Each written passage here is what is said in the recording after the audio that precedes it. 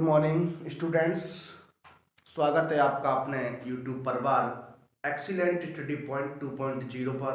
मैं कुलदीप सक्सेना आपके लिए लाया हूं कुछ महत्वपूर्ण प्रश्नों की श्रृंखला जो हमारी चल रही है 100 क्वेश्चंस की क्लास 10 के लिए। तो आइए शुरू करते हैं उस 10th क्लास के कुछ और महत्वपूर्ण क्वेश्चंस। हमने पिछले वीडियो में आपको 32 क्वेश्चन तक करवा दिए थे। अब हम शुरू करने वाले हैं आज 32 क्वेश्चन से 33 क्वेश्चन से आज हम शुरू करने वाले हैं। आइए देखते हैं कुछ महत्वपूर्ण प्रश्न और आपके सामने लेके आया हूं। तो यदि आप हमारे चैनल पर फर्स्ट टाइम विजिट कर रहे हैं तो आप हमारे चैनल को सब्सक्राइब कर लीजिए, वीडियो को लाइक कीजिए, अपने मित्रों में अधिक से अधिक शेयर कीजिए। हम आपके सामने अच्छे से अच्छा कंटेंट लाने का प्रयास कर रहे हैं और लगातार हमारी वीडियो आपकी परीक्षा, आपकी बोर्ड एग्जाम की परीक्षा होने वाली है 29 तारीख को, आपको 29 फरवरी को आपका पेपर है। तब तक हमारी श्रृंखला यूं ही चलती रहेगी, दिन प्रतिदिन आपको सुबह मॉर्निंग में लगातार एक वीडियो मिलती रहेगी जिससे आप अपनी तैयारी को सुचारू रूप से जारी रख सकें। यदि आपके कोई क्वेश्चंस हैं तो आप हमें कमेंट के माध्यम से आप बता सकते हैं, हम आपको आपके उन क्वेश्चंस को भी कराने का प्रयास करेंगे। देखिए, आप लोग इस वीडियो को अपने मित्रों में अधिक से अधिक शेयर कीजिए जिससे आपके मित्रों को भी इसका लाभ मिल सके और हमें मोटिवेशन मिल सके। आप जितने स्टूडेंट्स को आप जोड़ेंगे हमें उतना ही मोटिवेशन मिलेगा। आइए देर न करते हुए शुरू करते हैं अपना आज का पहला प्रश्न और इस श्रृंखला का 33वां प्रश्न होगा। तो आइए शुरू करते हैं इस प्रश्न को। तो चलिए देर न करते हुए आज का अपना अगला प्रश्न है। देखिए, आपको मैं क्वेश्चंस पढ़ता हूं, आपको क्वेश्चंस यहां पर लिखा हुआ मिलता है, आप देखेंगे उस क्वेश्चंस को। तो शुरू करते हैं। आज का अपना 33वां प्रश्न है। क्या कहता है? एक नाव की शांत जल में जो चाल है वो 24 किलोमीटर प्रति घंटा है। एक नाव जो है वो शांत जल में 24 किलोमीटर प्रति घंटे की चाल से चल सकती है। किसी बिंदु से धारा की दिशा में 32 किलोमीटर जाने में लगे समय से धारा के विपरीत लौटने में 1 घंटा अधिक समय लगता है। धारा की चाल ज्ञात कीजिए। देखिए, एक नाव है, वह नाव शांत जल में जब पानी ठहरा हुआ होता है तब वह 24 किलोमीटर प्रति घंटे की चाल से चल सकती है। किसी बिंदु से, कोई बिंदु है, एक पर्टिकुलर बिंदु है, उस बिंदु से धारा की दिशा में जाने में 32 किलोमीटर चलने में लगा समय, धारा के विपरीत दिशा में लौटने से 1 घंटा अधिक लगता है। तो देखिए, आइए बात करते हैं इस प्रश्न के सॉल्व पर क्या बनने वाला है। तो देखिएगा, सबसे पहले आपको करना क्या है, आपको यहां पर जो कंडीशन दी गई है उसे लिख लेनी है। तो देखिए, शांत जल में नाव की चाल, शांत जल में जो नाव की चाल है वो आपकी 24 किलोमीटर प्रति घंटा दी गई है। और अब हम मान लेंगे कि माना जो धारा की चाल है, पानी की जो चाल है वो आपकी x किलोमीटर प्रति घंटा है। यानी पानी जो है वो आपका x किलोमीटर प्रति घंटे की चाल से बह रहा है। तो आइए देखते हैं। अब देखिए, धारा की दिशा की बात करेंगे। धारा की दिशा में नाव की चाल ये आपकी हो जाएगी 24 प्लस x किलोमीटर प्रति घंटा, 24 किलोमीटर प्रति घंटा। अब हम बात करेंगे धारा के विपरीत दिशा में। धारा के विपरीत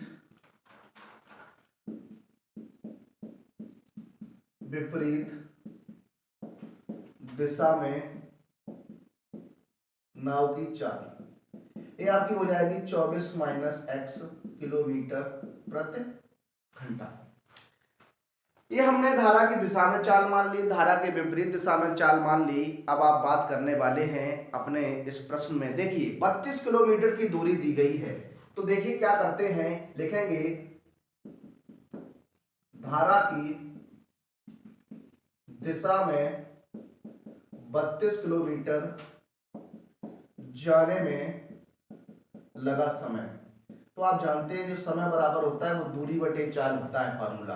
तो दूरी कितनी है आपकी 32 किलोमीटर है, 32 हो जाएगा। धारा की दिशा में चाल कितनी है तो 24 प्लस x हो जाएगा। समय आपका घंटे में बनने वाला है।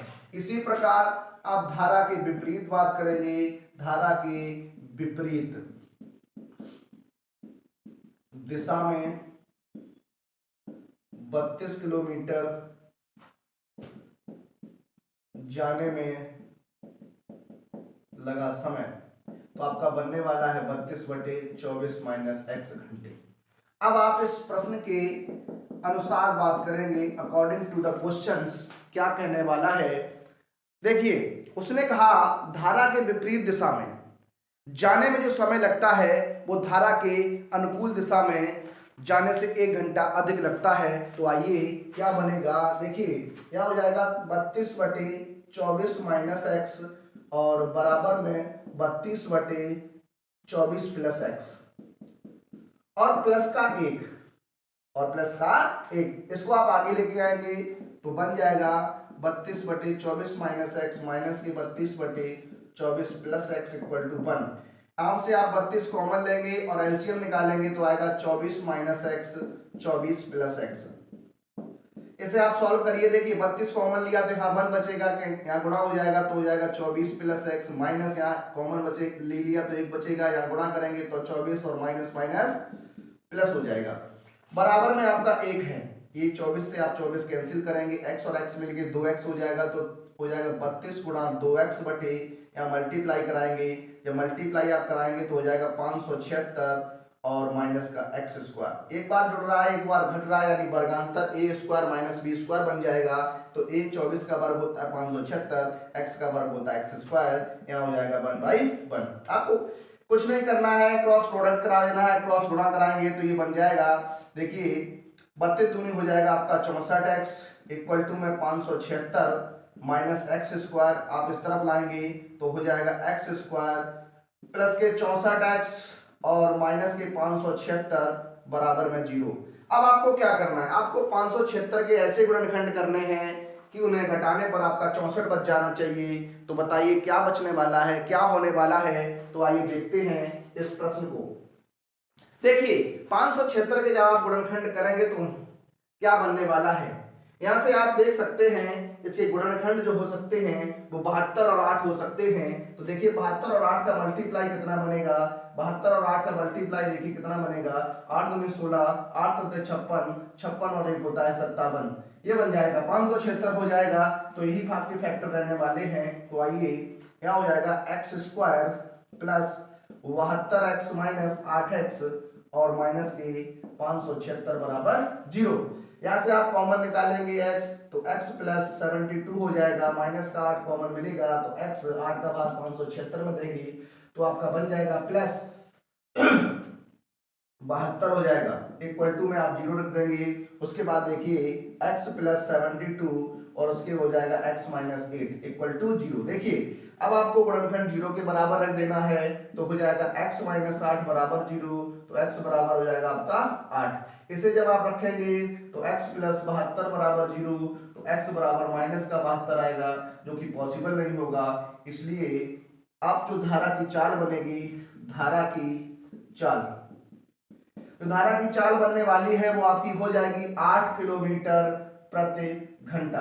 देखिए बहुत ही अच्छा सवाल है, आपके बोर्ड एग्जाम 2024 की तरफ से अच्छे प्रश्नों का संग्रह मैं आपके सामने लेके आ रहा हूं। आप अपने मित्रों में इस वीडियो को अधिक से अधिक शेयर कीजिए, अपने स्टैंडर्ड पर इसे इतना शेयर कर दीजिए जिससे आपके मित्रों को भी इसका फायदा मिल सके। और आप इस चैनल को सब्सक्राइब कर लीजिए, अपने मित्रों को भी बोलिए जिससे हमें मोटिवेशन मिल सके, हम और अच्छा आपके सामने कंटेंट लेके आते रहें। तो आइए शुरू करते हैं अपना अगला प्रश्न, प्रश्न नंबर 34।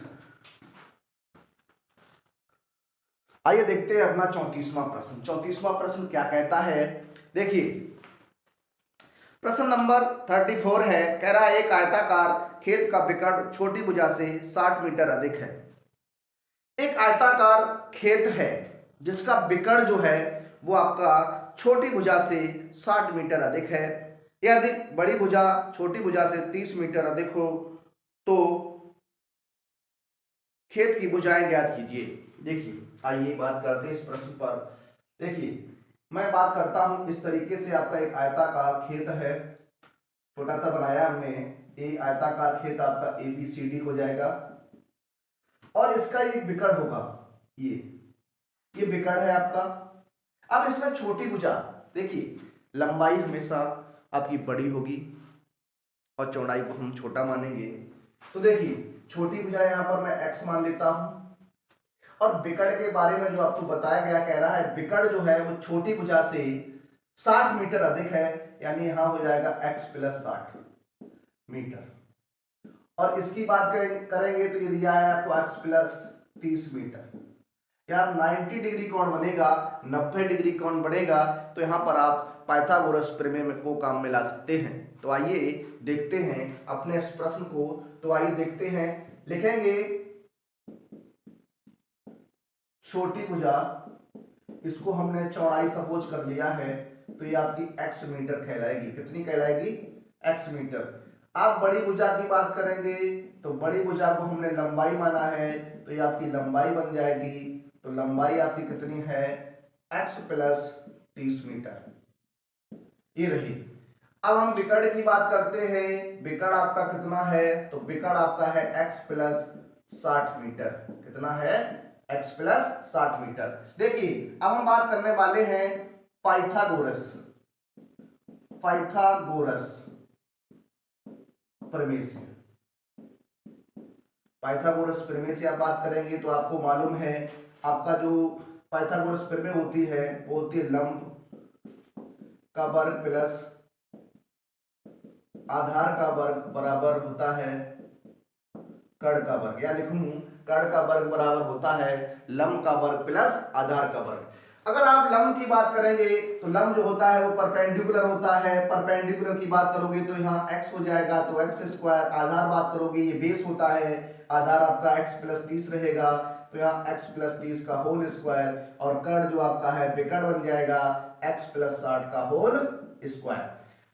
अब हम इसे सॉल्व करेंगे। देखिए सॉल्व करेंगे तो क्या बनने वाला है, x² + x²। यहाँ a + b का होल स्क्वायर जब आप खोलेंगे तो देखिए a² x² होगा, 30 का जब आप वर्ग करने वाले हैं तो 900 हो जाएगा, प्लस इसका डबल करेंगे तो 30 दूनी हो जाएगा 60x। कितना हो जाएगा, 60x। अब इसे आप खोलेंगे तो ये बनेगा x² + 60 का वर्ग होता है 3600।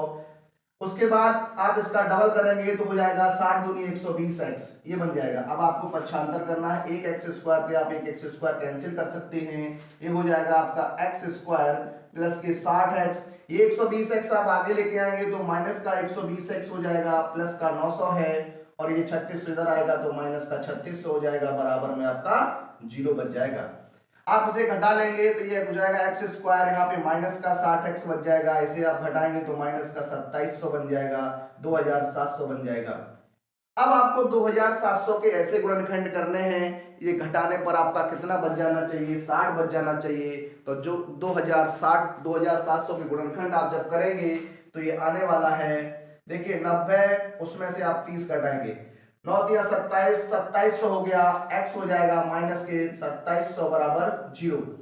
इसे आप सॉल्व करेंगे तो x² माइनस के 90x हो जाएगा, माइनस माइनस प्लस हो जाएगा, यहाँ 30x हो जाएगा, यहाँ पे माइनस का 2700 बनेगा।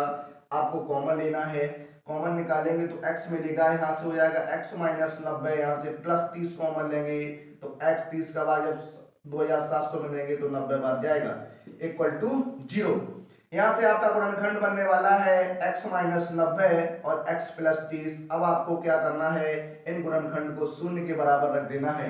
तो आइए देखते हैं, यहां हो जाएगा आपका कितना, x - 90 बराबर 0, तो ये बनेगा x बराबर 90।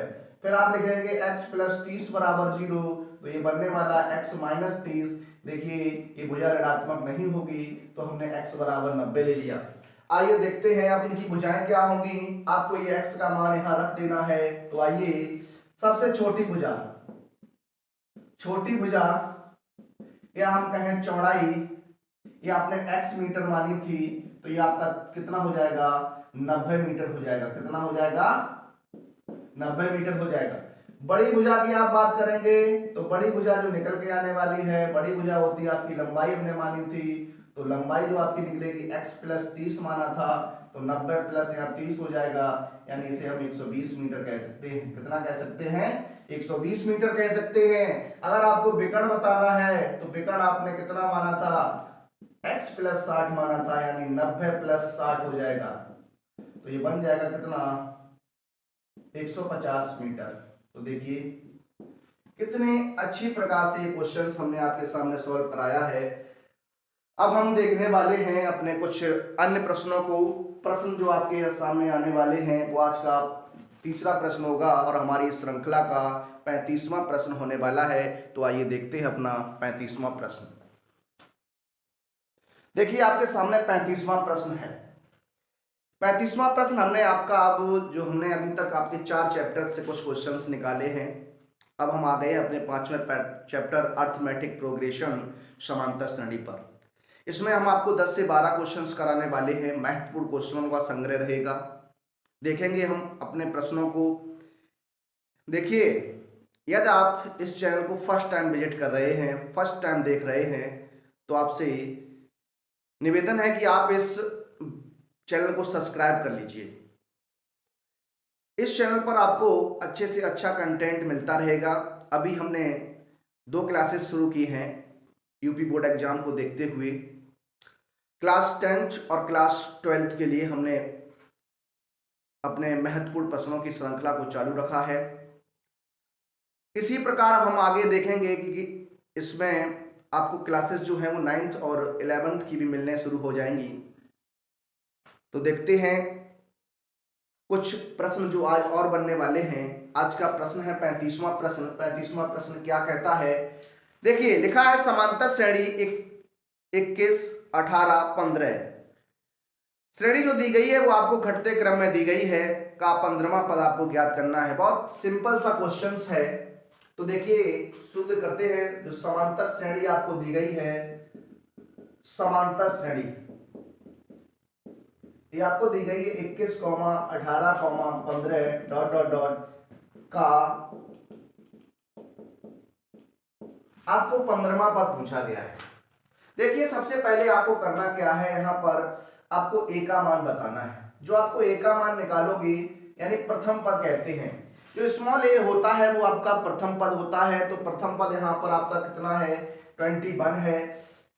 उसके बाद हम बात करें यहाँ पे डी के मान की, सार्वांतर की।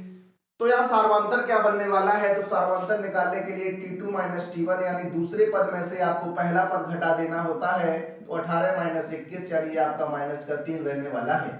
और आपको n का मान दिया गया है 15 यानी आपको 15वां पद पूछा गया है। तो देखिए आपने पढ़ रखा है Tn बराबर होता है a plus n minus 1 into D. ये फॉर्मूला आपने पढ़ रखा है। आपको 15वां पद चाहिए है तो a का मान यहाँ आप रख दीजिए 21 है, प्लस n का मान 15 है, माइनस का आप रखेंगे कितना? 3। क्या हो जाएगा? 21 प्लस 14 मल्टीप्लाई माइनस 3, ये बनेगा 21। 14 का गुणा आप 3 में करेंगे तो हो जाएगा 42। यहाँ आप घटाएंगे तो बनने वाला है यानी 1 और ये 21, माइनस का 21 आने वाला है। जो आपका 15वां पद रहने वाला है श्रेणी का वो आपका माइनस का 21 रहने वाला है। तो देखिए ये था आपका अगला सवाल। अब हम देखेंगे अपना अगला सवाल 36वां प्रश्न। देखिए आपका 36वां प्रश्न है। 36वां प्रश्न क्या कहता है? आपको 3 नंबर्स दिए गए हैं। इस 3 नंबरों में आपको बताया गया है के किस मान के लिए, के किस मान के लिए k प्लस 9, 2k माइनस 1 तथा 2k प्लस 7 समांतर श्रेणी में है। यानी जो आपको संख्याएं दी गई हैं ये के यानी यहाँ k का क्या मान रखा जाए कि ये तीनों संख्याएं अर्थमेटिक प्रोग्रेशन समांतर श्रेणी में हो जाए। तो आइए सॉल्व करते हैं इस प्रश्न को। सबसे पहली बात करेंगे, देखिए जो 3 संख्याएं हैं इन तीनों संख्याओं का जो कॉमन डिफरेंस होगा, जो सार्वांतर होगा वो आपका बराबर होना चाहिए। सार्वांतर कैसा होना चाहिए? बराबर होना चाहिए। तो आइए शुरू करते इस प्रश्न को। देखिए यहाँ हो जाएगा T2 minus T1 equal to T3 minus T2। ये आपका सार्वंतर रहेगा। बात करते हैं T2 यानी 2k माइनस 1 माइनस के प्लस 9 इक्वल टू हो जाएगा 2k प्लस 7 माइनस का 2k माइनस 1। अब आपको करना क्या है, इसे सॉल्व कर देना है। जब आप सॉल्व करेंगे तो यहाँ होगा 2k माइनस 1 माइनस के और माइनस का हो जाएगा 9 या 2k प्लस 7 या माइनस का 2k माइनस माइनस होगा प्लस। देखिए यहाँ 2k से आप k घटाएंगे तो आपका बच जाएगा कितना, k माइनस 1 माइनस 9 माइनस का 10 हो जाएगा या 2k से 2k कैंसिल हो जाएगा, 7 और 1 जोड़ेंगे कितना हो जाएगा 8 हो जाएगा।